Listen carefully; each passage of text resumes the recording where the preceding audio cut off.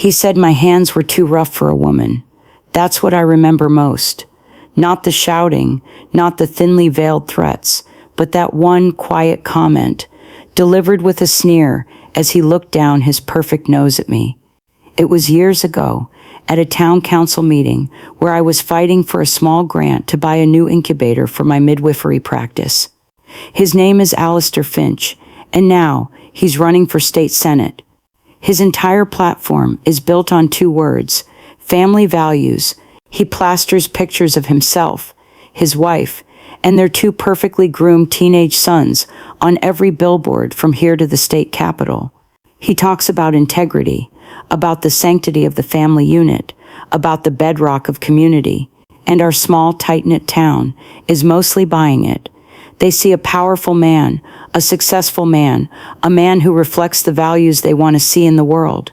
They don't see what I see. They don't know what I know. My name is Sophie, and I am a midwife. And if you're listening to this, it means you understand what it's like to be underestimated, to be written off, to hold a truth so heavy it could break the world, or at least one man's world. It helps to know I'm not just screaming into the void. So if this story resonates, if you've ever had to bite your tongue while a hypocrite preached from a soapbox, let me know. Like the video, leave a comment. It matters. The inciting incident, the thing that finally broke 25 years of my professional silence, wasn't some grand public insult. It was a folded-up newspaper left on the counter of the local diner. I was there for my usual morning tea, the one ritual I allow myself before the calls start coming in. The headline was about the state senate race, of course. Alistair was polling ahead. But below the fold, there was a smaller piece, a human interest story. Local orphan wins prestigious Columbia Journalism Scholarship. And there was a picture, a young woman with determined eyes and a familiar curve to her smile. Her name was Alara. I didn't need to read the article. I didn't need to see the name of the scholarship benefactor, though I knew, with a certainty that chilled the tea in my hands, that it would be Alistair Finch. I knew, because 25 years ago, in the dead of a rain-swept November night, I had delivered that same girl into a world that was already designed to forget her. Alistair Finch, a young, ambitious lawyer back then, and his terrified, silent wife, had a secret, a firstborn child, a daughter. And I, a newly certified midwife, just taking over the practice from my mentor, was the one who held her, cleaned her, and wrote her existence into the only place it would ever be officially recorded, my leather-bound ledger. Book C, page 47, a record I've kept under lock and key my entire professional life. He doesn't know I was there. His wife was so distraught, and he was so focused on managing the situation, on erasing the event, that he never even looked at my face. To him, I was just a function, a service provider to be paid and dismissed. Just like at the town council meeting, just like every other time our paths have crossed in this small town, where paths always cross. He's always treated me with a particular kind of disdain, a dismissiveness reserved for people he considers part of the town's scenery, like a lamppost or a crack in the sidewalk. He has no idea that the crack in the sidewalk is actually a fault line, and it runs directly beneath his life. And that girl, Alara, the brilliant orphan about to study investigative journalism, she was the truth. And her benefactor, the man running on family values, was the lie. I folded the newspaper, my knuckles white. The chill in my hands had nothing to do with the tea anymore. It was the cold, hard certainty of what I had to do next. It wasn't about revenge. It was about the record. It was about the truth.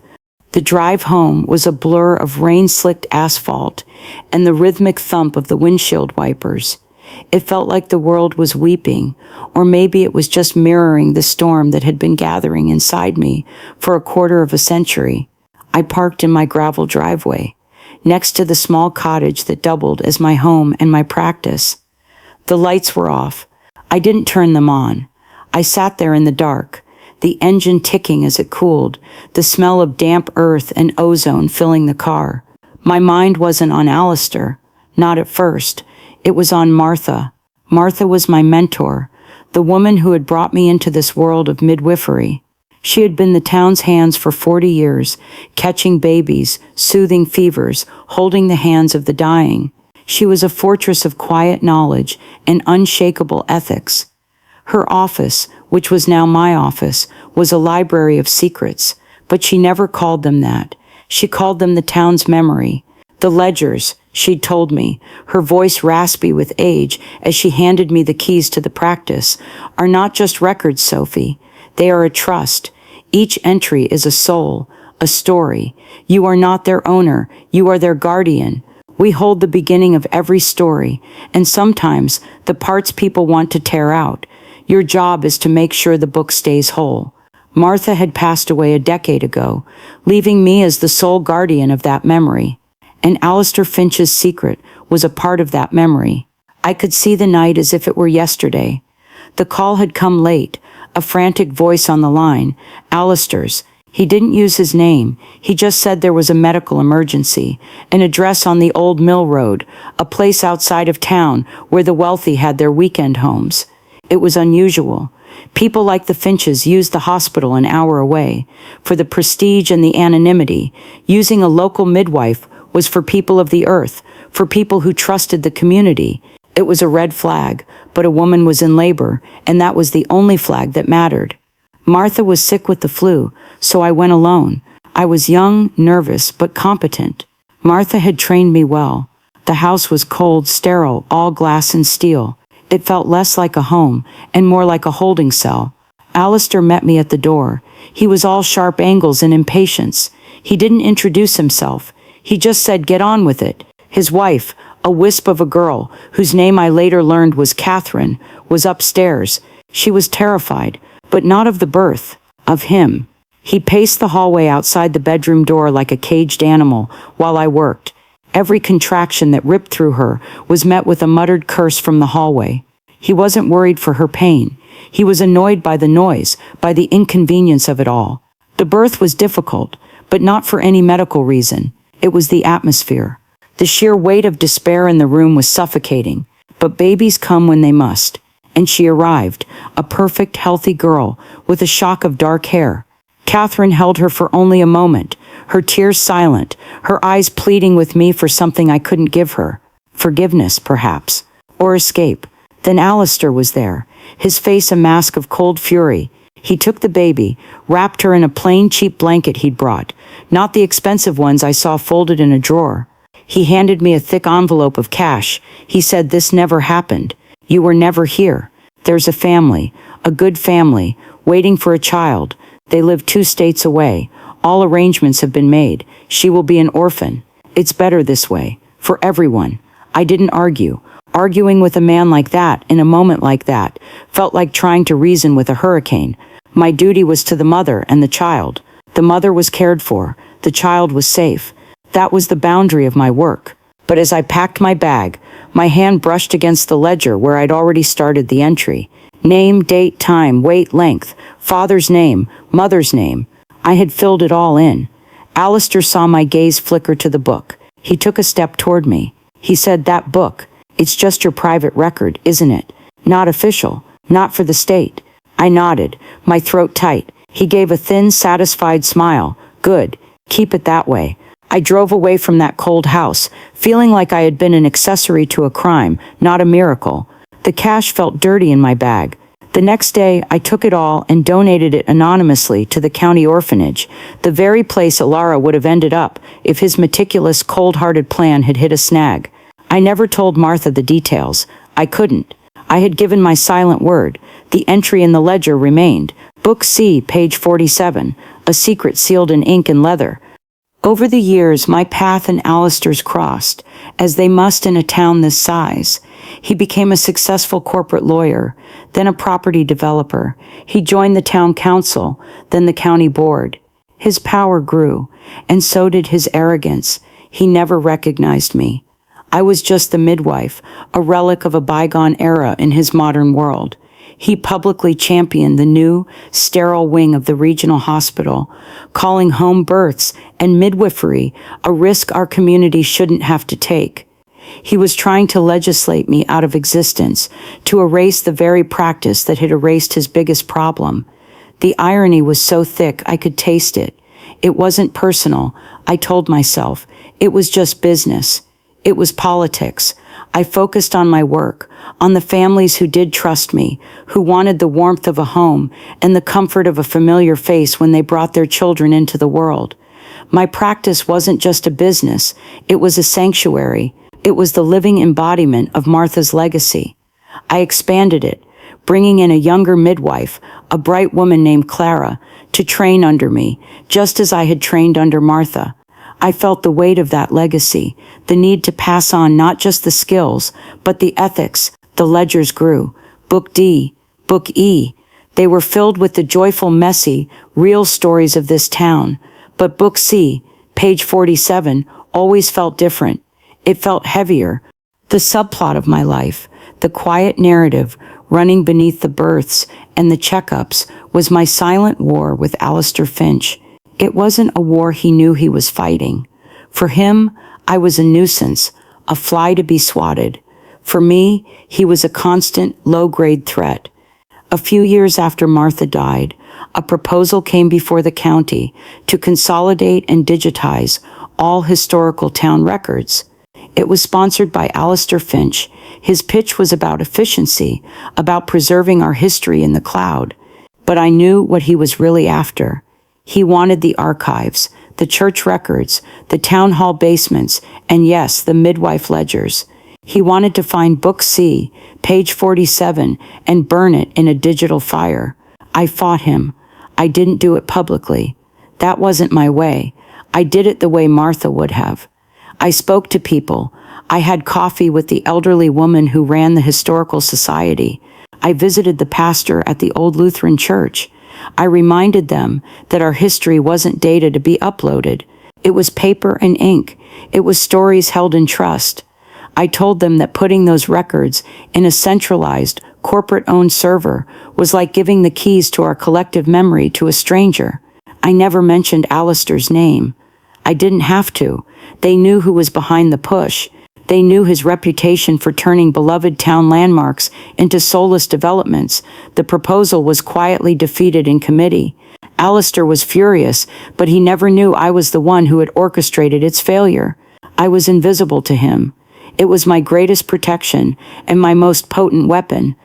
Now, sitting in my darkened car, the newspaper a crumpled ball on the passenger seat, I felt the years of silent observation, of quiet defense, crystallize into something new. Resolve.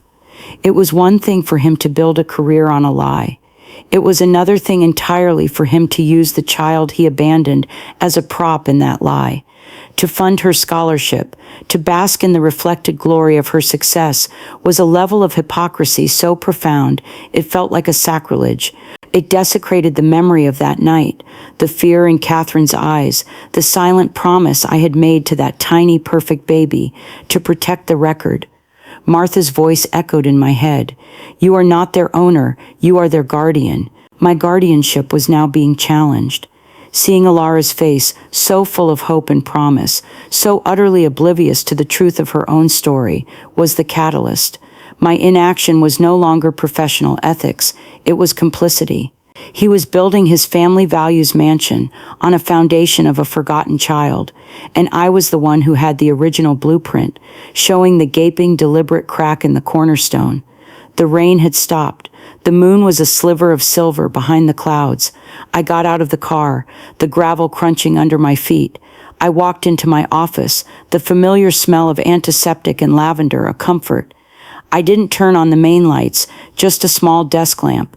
It cast long shadows across the room, making the familiar space feel like a war room. I walked to the old oak filing cabinet in the corner, the one Martha had called the vault. The lock was old and heavy. The key was on a chain I wore around my neck, tucked beneath my shirt. It had been there for 20 years. I opened the cabinet. The smell of old paper and ink washed over me.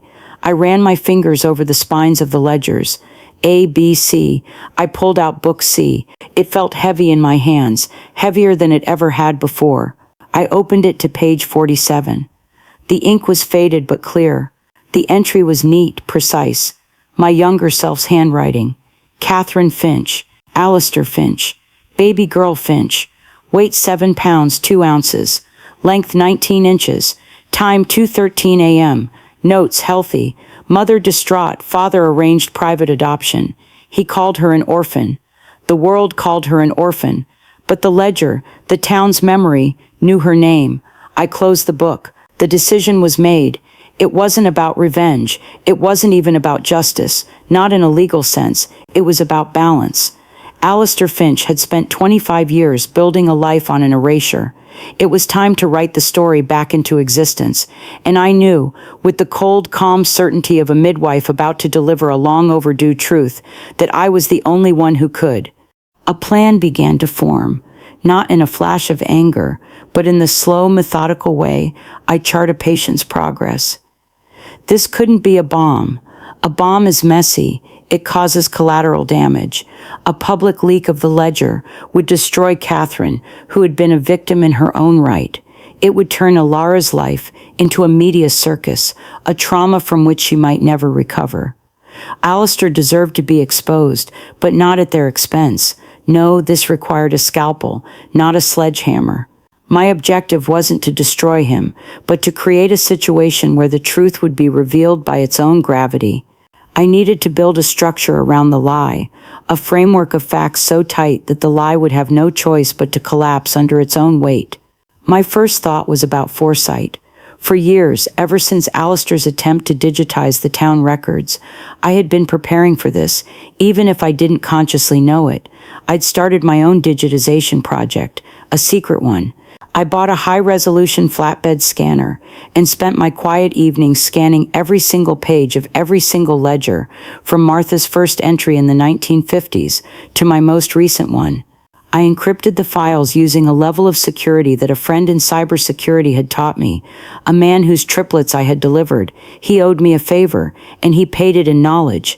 The files were stored on a solid-state drive that I kept in a fireproof safe in my cellar, and a second mirrored copy was on a drive I kept in a safety deposit box in a bank 2 towns over. The original ledgers never left my office. They were the source of truth. The digital copies were the insurance policy. I went down to the cellar, the stone steps cool under my feet. I opened the safe, the quiet click of the tumblers echoing in the small space. I took out the drive. Back in my office, I plugged it into a clean laptop, one that had never been connected to the internet. I navigated through the encrypted layers until I found it. The image was perfect, crystal clear.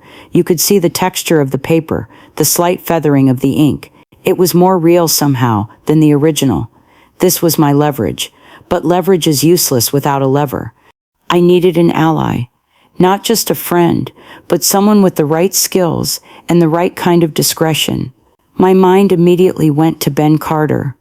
Ben was a lawyer, a good one, who had left a high-powered firm in the city to come back home and take over his father's small practice. He specialized in estate law and contracts, which meant he was meticulous, patient, and understood the power of a well-documented fact. More importantly, I had delivered both of his children. I had sat with his wife through 36 hours of a grueling first labor. We had a bond that went deeper than professional acquaintance. It was a bond of shared crisis, of trust forged in vulnerability. I called him the next morning. I didn't say why. I just said, Ben, I need to talk to you about an old record. It's a matter of professional ethics. He heard the tone in my voice. He didn't ask questions. He just said, my office, after hours, 5 o'clock. When I arrived, the street was quiet. He locked the door behind me and poured 2 glasses of water. He leaned back in his leather chair, his face calm and patient. He said, okay, Sophie, what's going on? I didn't show him the ledger page. Not yet. I started by telling him the story, leaving out the names. I spoke about a powerful man, a secret birth, a child raised as an orphan, and a political campaign built on a lie. I framed it as a hypothetical, a question of my duty as the guardian of the record. What is my responsibility to the truth when the truth could harm the innocent? Ben listened, his fingers steepled. He was a lawyer, so he processed the world through a filter of risk and obligation. He said, legally, your old records are likely considered your private property, unless there's a specific state statute regarding midwife archives, which is doubtful. You're under no legal obligation to disclose them. Ethically, however, it's a minefield. Your primary duty has always been to your patients, The mother, in this case, was a patient. She entered into a silent contract of secrecy with the father, but the child was also your patient. Does your duty to her right to know her own story, eventually override the parent's right to secrecy, especially when the secret is being used to perpetrate a public fraud? This, he said, leaning forward, is where it gets interesting. The father is now a public figure. He's made his family a core part of his public identity. That opens the door. He's no longer just a private citizen entitled to his secrets. He's selling an image to the public. And if that image is fraudulent, it's a matter of public interest. I finally pushed the laptop across the desk, the screen showing the scanned image of page 47. I said, "It's not hypothetical, Ben. The father is Alistair Finch." Ben stared at the screen for a full minute. The color drained from his face. He let out a low whistle. "Alistair Finch. Of course." He looked up at me, his eyes sharp. "You've been sitting on this for 25 years. I just nodded. He shook his head in disbelief, but also, I think, in respect. "What do you want to do, Sophie?" he asked. "Do you want to burn him to the ground?" "No," I said, my voice quiet but firm. "I want the truth to come out. But I want Alara to be the one to find it. I want it to be her story to tell, not mine. And I want Catherine to be protected, if possible." Ben's legal mind started working, the gears turning visibly behind his eyes. He got up and started pacing. He said, "A direct leak is out. Too messy. A lawsuit is out. The discovery process would be a nightmare for the girl. But a journalistic inquiry, that's different, especially if the journalist is her." He stopped pacing and looked at me. "My God, Sophie, you want her to investigate her own past without knowing it. That's a dangerous game." "It's the only game that's fair to her," I replied. "She's a journalist. She has the skills. She has the right. What she needs is a thread to pull on. Not the whole sweater. Just one single loose thread." Our plan started to take shape over the next few weeks. It was a campaign of whispers, of strategically planted questions. It was a masterpiece of indirect warfare. Ben's role was to be my legal firewall, to ensure every step I took was defensible. My role was to be the quiet, invisible source. The first step was to create a buffer. We couldn't risk the trail leading back to me. Ben had a contact, a retired investigative journalist named Marcus Thorne, who lived up in the mountains. Marcus was old school, a man who believed in sources and deep background, not clickbait headlines. He owed Ben a favor from an old case. Ben went to see him. He didn't tell Marcus the whole story, just a sliver of it. He said he had a source, a very reliable one, with information suggesting that Alistair Finch's carefully curated public history had some inconsistencies. He asked Marcus if he would be willing to act as a cutout, a sterile channel to pass information to other active journalists. For a small fee, and the thrill of tweaking a powerful man's nose, Marcus agreed. He would be our ghost. The next step was gathering the threads. The ledger was the core truth, but it was too much, too soon. We needed smaller, verifiable facts that would raise questions and force the Finch campaign to issue denials. This is where my position in the community became my greatest asset. I was the town's memory. I spent a week going through my other records, my notes, my memories. I made a list. Thread 1. Alistair's wife, Catherine. The official story, the one whispered at garden parties for years, was that she had suffered a bout of severe depression 25 years ago and had spent several months at an exclusive wellness retreat in another state. I knew the name of the supposed retreat. It was a real place, but I also knew the dates she was supposedly there. They overlapped with the date on page 47. A simple phone call, a simple inquiry, could blow that story apart. Thread 2. Alistair's residency. To establish his political bona fides in our district, he always talked about being a lifelong resident. But for a 6-month period around the time of Alara's birth, he had rented that house on the old mill road, which was technically just outside the county line. A minor point, but a lie. A verifiable lie. It would suggest he was hiding something. Thread 3. The adoption. Alistair had told me the baby was going to a good family. It was part of his effort to seem humane, I suppose. But what if that wasn't true? What if he had simply left her at an out-of-state hospital or fire station? The narrative of a carefully planned private adoption was much cleaner than one of simple abandonment. Finding the original adoption records, or lack thereof, would be difficult, but just raising the question would be enough to create doubt. The plan was this. Marcus Thorne, our cutout, would create an anonymous, encrypted email address. From that address, he would send a single short email to a carefully selected journalist. Not Alara. That would be too risky. We chose a bulldog, a political reporter at the state's biggest newspaper, a woman known for her tenacity and her dislike of slick politicians like Finch. The email would contain no documents, no grand reveals. It would contain only 3 questions.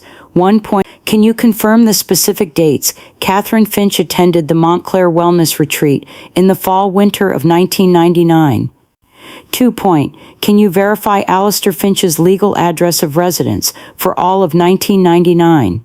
What is the name of the adoption agency that handled the placement of the child Alistair Finch personally delivered to the St. Jude's Foundling Home in a neighboring state on November 28, 1999? The third question was the masterpiece of the plan. It was a bluff, a piece of strategic misinformation. I had no idea if that was the home, or if that was the date he dropped her off. We picked a well-known Catholic charity home one state over. The beauty of the question was in its construction. It didn't ask if he had a secret child, it stated it as a fact, and asked for a minor, procedural detail. It would force his campaign to issue a denial, but a denial of what? That it was the wrong foundling home? That he didn't do it personally? The more they denied the details, the more they would confirm the core accusation. It was a trap made of words. Ben reviewed the plan one last time. He looked at me, a glimmer of awe in his eyes. He said, Sophie, you would have made a terrifying lawyer. No, I replied, I'm a midwife. I know how to wait. I know how to watch, and I know exactly when to push. We were ready. The silent structure around Alistair's lie was built. It was time to give the first, gentle push and see what fell. The email was sent on a Tuesday morning. We knew this because Marcus Thorne sent a single-word text to Ben's burner phone. Sent. And then we waited. The silence was the hardest part. For 3 days nothing happened. The world continued as normal. Alistair Finch was on the local news, kissing babies, the irony was nauseating, and talking about the importance of integrity in government. I started to doubt. Maybe the reporter Rebecca Kale had dismissed it as a crank email. Maybe she was too busy with the horse race of the election to dig into a 25-year-old rumor. Maybe Alistair was so powerful, he was untouchable. My nights were restless. I'd wake up and go to the office, staring at the ledger in its cabinet, feeling its weight. I'd think of Alara, her bright future hanging in the balance, and a cold dread would seep into my bones. Had I made a terrible mistake? Then on Friday afternoon, the first tremor hit. It wasn't a story in the paper. It was much quieter than that. Clara, my young associate, came back from her lunch break with a piece of gossip. She'd been at the diner, and Marge, who had been a receptionist at Alistair's old law firm for 30 years, was talking. She said the strangest thing had happened. Someone from the State Sentinel newspaper had called, asking to verify Alistair's home address from 1999. Just a routine fact-check for a profile, the reporter had said. But it had clearly rattled the campaign manager, who had gotten on the phone and started yelling. Marge said the whole office was on edge. It was working. Rebecca Kale was digging. She was pulling the first thread. That small piece of news was like a sip of water in the desert. It renewed my resolve. The plan was in motion. The first move had been made, and the antagonist was already off balance. The panic was beginning. I could picture it perfectly. Alistair in his expensive suit, his face contorted in a mask of fury, demanding to know who was asking questions. He would assume it was a rival political campaign. He would be looking for a big, obvious enemy. He would never in a million years look at the quiet midwife in the small cottage on the edge of town.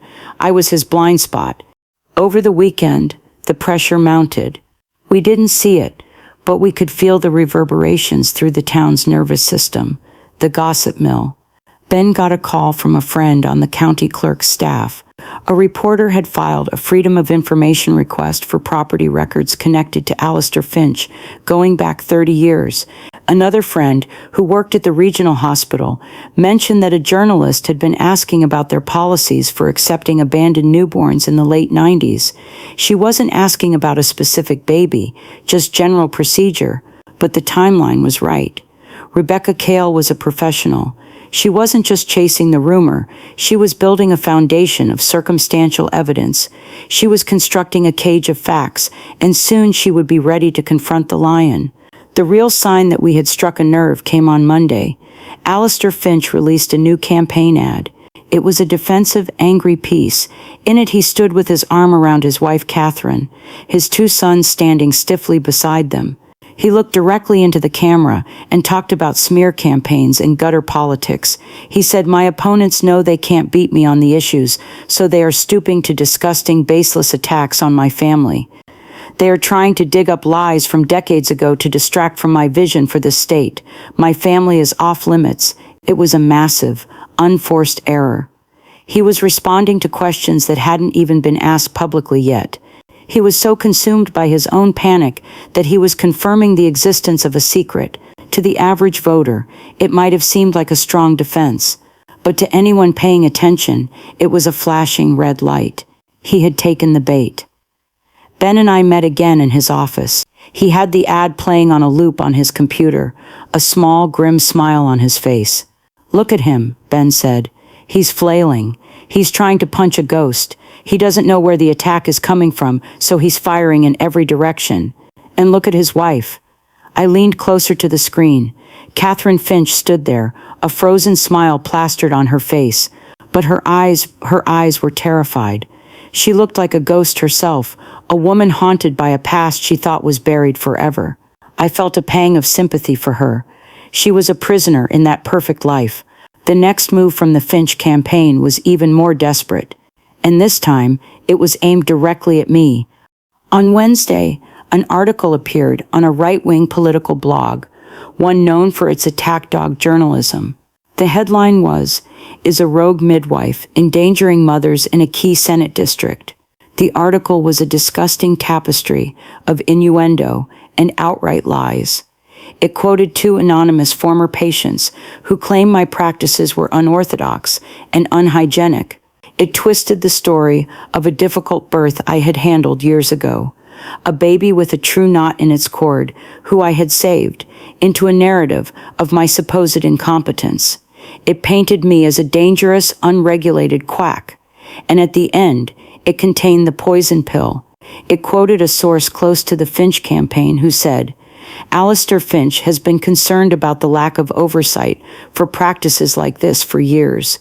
He believes in safe, modern medical care for all families." It was his first public shot at me, a pathetic attempt to preemptively discredit the one person who could expose him. He still didn't know for sure that it was me, but his instincts were telling him to neutralize the threat. He was trying to burn the ledger, and me along with it. My phone started ringing immediately.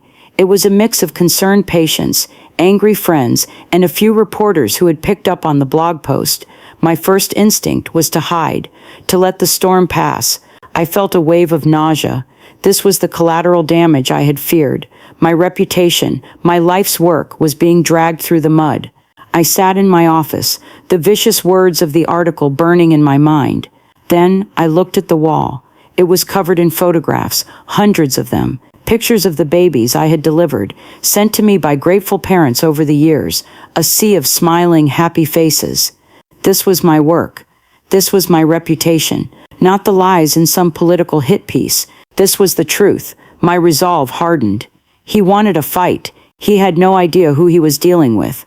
I was not some fragile flower to be wilted by a bit of heat. I was a midwife. I had seen life and death, courage and fear. I had held the hands of women stronger than Alistair Finch could ever dream of being. His panic was a weapon, but it was a clumsy one. My calm was a shield, and it was made of steel. I picked up the phone and called my lawyer. I said, "Ben, it's time to push back, not with anger, with community." The attack on me was supposed to isolate me, to mark me as an outcast. It did the exact opposite, This is the part of the story where Alistair Finch's fatal flaw was revealed. For all his power and money, he had never truly understood this town. He saw it as a collection of voters to be manipulated, not a living, breathing organism with a memory and a sense of loyalty. The client exodus he experienced wasn't of customers, it was an exodus of trust. It began slowly. The first call I got after the hit piece came out was from Sarah Peterson. I had delivered her daughter 5 years earlier. Her husband was the fire chief. She said, "Sophie, we just saw that disgusting article. Don't you worry, we know who you are. The whole town knows who you are. If you need anything at all, you call us." Then another call came, from the pastor of the largest church in town. Then another, from the woman who ran the diner. My phone didn't stop ringing for 2 days. They weren't just offering sympathy, they were offering support. They were angry. They saw the attack for what it was, a powerful man trying to crush a beloved local figure. The desperate countermove Alistair had made had backfired spectacularly. He thought he was shooting a poisoned arrow at me, but he had shot it directly into the heart of the community's identity. People started posting on the town's community Facebook page. Old clients of mine, mothers and fathers, sharing pictures of their children with captions like, "This beautiful, healthy girl was brought into the world by Sophie. We trust her with our lives." Or, "Sophie saved my wife's life during a complicated birth." The lies being spread are shameful. The blog that had posted the attack was flooded with comments defending me, so many that they had to shut the comments section down. A local business owner started a crowdfunding campaign to help me with any potential legal fees. It hit its goal of $10,000 in under 3 hours. It was a digital barn raising. It was a quiet, powerful uprising of ordinary people who were refusing to let a bully win. Alistair's panic escalated.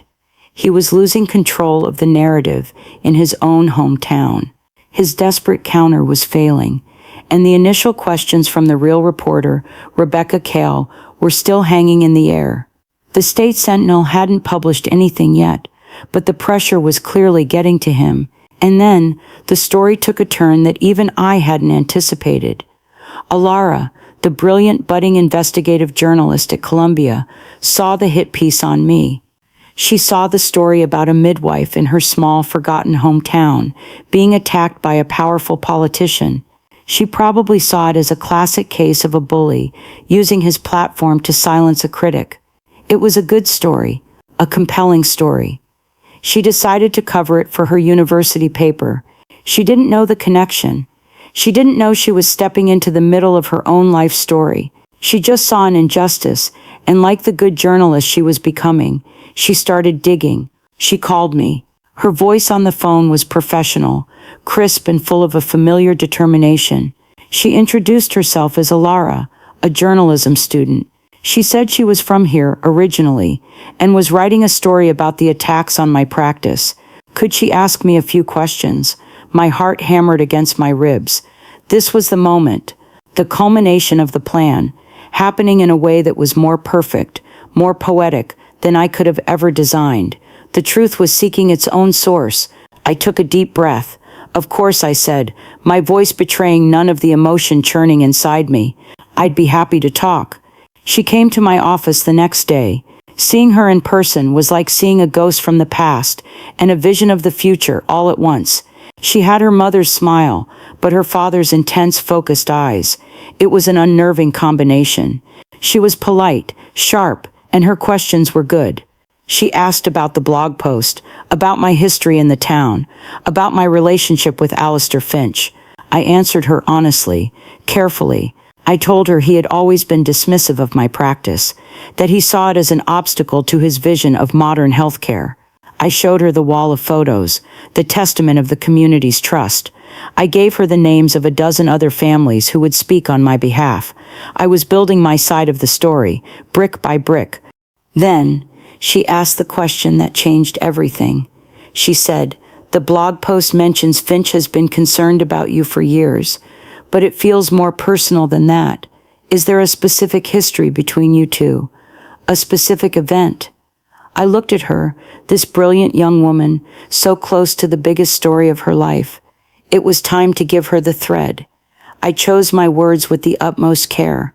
I said there was one incident, a long time ago. It wasn't a pleasant one. I was called to a private home, late at night for a delivery. It was a very sad, very stressful situation. The family wanted absolute secrecy. I have always respected that. Her journalist's instincts kicked in. Her eyes narrowed. She asked, "Was it Alistair Finch's home?" I paused, letting the silence hang in the air. I said, "My records are confidential. I can't discuss the details of any specific patient. But I think you might find the public property records for the old Mill Road from 25 years ago to be very interesting. And perhaps you should look into the admissions policies of out-of-state wellness retreats from that same time period." I was giving her the exact same threads I had given to Rebecca Cale. I was pointing her down the path. Now there were two journalists, both brilliant, both tenacious, racing toward the same truth from different directions. The structure I had built was no longer just a frame. It was a labyrinth, and all paths led to Alistair Finch. Alara left my office with a new fire in her eyes. The story was no longer just about a small-town midwife. It was bigger. She could feel it. The hunter had caught a scent. The next few days were a cascade. Rebecca Cale, the reporter from the Sentinel, finally got a source at the Montclair Wellness Retreat to confirm off the record that Catherine Finch had never been a patient there. It was the first concrete lie she had nailed down. At the same time, Alara, using her student access to databases, pulled the property records. She found the 6-month lease agreement for the house on the Old Mill Road, signed by Alistair Finch, for the exact period his wife was supposedly unwell and out of state. The threads were connecting. The net was tightening. The final confrontation didn't happen in a boardroom or a lawyer's office. It happened, as so many things do in a small town, at the annual Founders' Day picnic in Town Hall. It was Alistair's home turf, a command performance for his campaign. He was on stage, looking tired and strained, but still trying to project an aura of power. He was in the middle of a speech about community and family when it happened. Rebecca Cale was in the small press section, her notepad open, but it was Alara who stood up in the audience. She had a microphone from the Q&A session. She looked small in the large hall, but her voice was clear and steady. It cut through the polite applause like a shard of glass. "Mr. Finch," she said, "my name is Alara. I'm a student journalist, and I'm also the recipient of your generous scholarship, for which I am very grateful." Her words were a perfect, unintentional trap. She had thanked him, and in doing so, had established a public connection between them. He was forced to smile, to acknowledge her. "Thank you, Alara," he said, his smile tight and brittle. "I'm proud to support bright young minds like yours." She held his gaze. She said, "I have been doing a story on the importance of local history and accurate record-keeping. And in my research, I found some public records that are confusing. I was hoping you could clear them up." A murmur went through the crowd. This was not the kind of question he was expecting. I was standing at the back of the hall, near the doors, my heart a stone in my chest. I felt like I was watching a play I had written come to life, but the actors were writing their own, more powerful final act. Alara's voice didn't waver. She said, "Property records show that for 6 months in 1999, you leased a home outside the county, at the same time your wife was supposedly at a retreat in another state, and that retreat has no record of her ever being there. So my question is, Mr. Finch, as a man who values family and transparency above all else, could you please tell the people of this town where your wife really was during that time? And could you explain why you felt the need to lie about it?" It was a checkmate. A perfect, bloodless, public execution. He couldn't answer. If he admitted his wife was with him, it would contradict his own story. If he stuck to the lie, he would be calling Alara, his own scholarship winner, a liar in public. His face went from pale to beet red. He stammered. He looked at his campaign manager, who was frantically shaking his head. He looked out at the sea of faces, his neighbors, his supporters, and saw their doubt. He saw the story he had spent a lifetime crafting crumble to dust in the space of 30 seconds. And then, his eyes, scanning the crowd in desperation, found mine. For the first time he saw me, really saw me, and in that instant he knew where the questions had come from. He knew who had kept the record. His face for just a moment showed not anger, but pure animal fear. He opened his mouth, but no sound came out. The silence in the hall was absolute. Alara just stood there, holding the microphone, waiting for an answer he could never give. She didn't know she was looking at her father. She just knew she was looking at a liar. And in that moment, his career was over. He didn't have to say a word. The new reality had arrived. The truth, delivered not by me, but by the person with the most right to it, had set itself free. I slipped out the back door before anyone noticed me. My work was done. The aftermath was quiet. Alistair Finch dropped out of the Senate race the next day, citing health reasons and a desire to focus on his family. The State Sentinel ran Rebecca Cale's story, a devastating, meticulously documented piece that laid out the timeline of lies and deceit without ever having to mention a secret child. It didn't need to. The questions it raised were enough to end him. The story of what happened next for Alara is not mine to tell. I know that she and her mother, Catherine, eventually connected. I know there were lawyers and tears and painful conversations. I saw Catherine in the market a few months later. The haunted look was gone from her eyes. She looked lighter. She saw me, and for a moment I thought she would turn away. Instead, she walked over to me. She didn't say anything. She just reached out and squeezed my hand. It was a gesture of gratitude, of shared history, of a burden finally lifted. That was enough. I never saw Alistair again.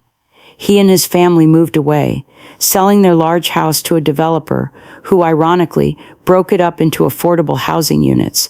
The town forgot him with the same swift, quiet efficiency with which it had once embraced him. Life returned to normal, but it was a new normal. My practice thrived. The attack on me had become a badge of honor, a symbol of the community's trust. Clara is now a full partner, and we're training a new apprentice. The ledgers are still there. In the old oak cabinet, they are still the town's memory, a record of its joys and its secrets. Book C, page 47, is no longer a burden. It's just a story now, one of many, a story of a truth that was patient, that waited 25 years for the right person to come and read it. I often think about the nature of my actions. Some might call it revenge, a cold dish served after a quarter of a century. And maybe there's a part of that in there. I am human, after all. To see a man who treated me with such disdain, who tried to destroy my life's work, fall because of his own lies, there is a certain grim satisfaction in that. I won't deny it, but at its core, it was never about revenge. It was about my own integrity. It was about the promise I made to Martha, to be a guardian of the truth, not its judge.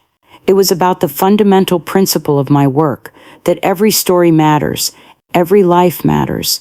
You cannot simply tear a page out of the book of life and pretend it doesn't exist. The whole will always be there.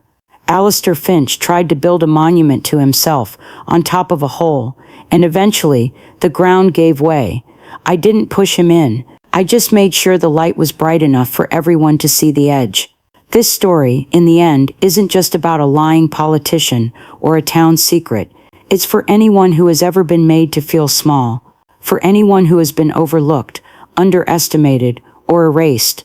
It's for the quiet ones, the keepers of records, the guardians of truth, who do their work not for praise or recognition, but because the work itself matters. Your knowledge is your power. Your integrity is your shield. You may feel invisible sometimes, but the foundations you build, the truths you protect, are real. And when the time is right, they have a weight and a gravity that no amount of noise or power can defy. Never forget that. Thank you for listening. If my story meant something to you, if it echoed a part of your own experience, please do me a favor. Like this video so that others might find it. Leave a comment below and share your own story of quiet strength if you feel comfortable. And if you want to hear more stories about the quiet power of truth, hit that subscribe button and the notification bell. It helps to know we're all in this together.